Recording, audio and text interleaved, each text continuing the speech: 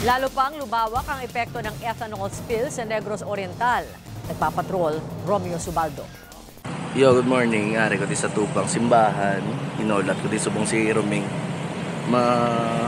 Drone pilot ko subong sa kay Roming dito sa may Manuyod.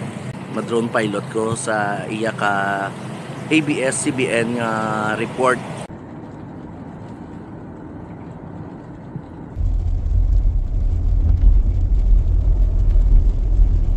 As to kung kailan makabangon, paano yung dagat, pabalik sa normal, hindi natin alam ngayon, Hindi sir. pa. Siguro na may mga kung sa NIR, dito sa TSPS na nag-assist amin, balan ko. So is the town planning to declare state of calamity? Yes, I think na siya yung going apply na for state calamity. Kailan? So income? Wala lang kami yung pa-income, sir. Wala lang kaya. Wala talaga? Wala talaga kasi marami mahuli ng isda. Kasi yung mahal ng dagat, pula lang. Pula? Ano lang, hiram lang mga utang lang. Utang? Oo, utang lang kami, pang hindi lang bigas. Oh. Mahirap pang walang income araw-araw.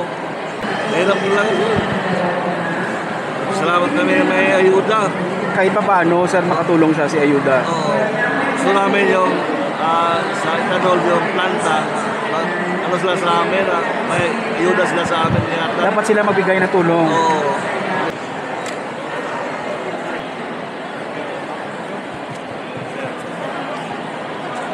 Ari kami subong guys sa Manuyod.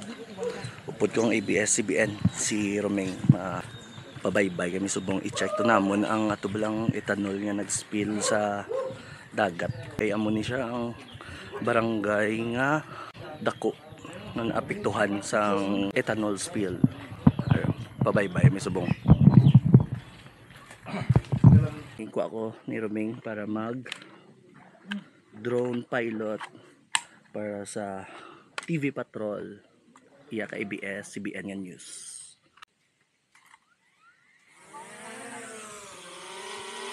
Sa water waste sa kung saan mabalik ang kung saan Okay.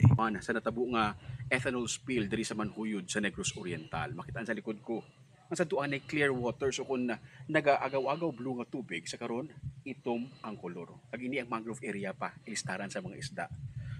Alright guys, so pakita ko sa inyo kung ano ang color ng tubig di subong sa Manuyod tungod sa ethanol tublang nga nag-spill. Araw, pakita ko sa inyo. Araw. Amo na yung tubig.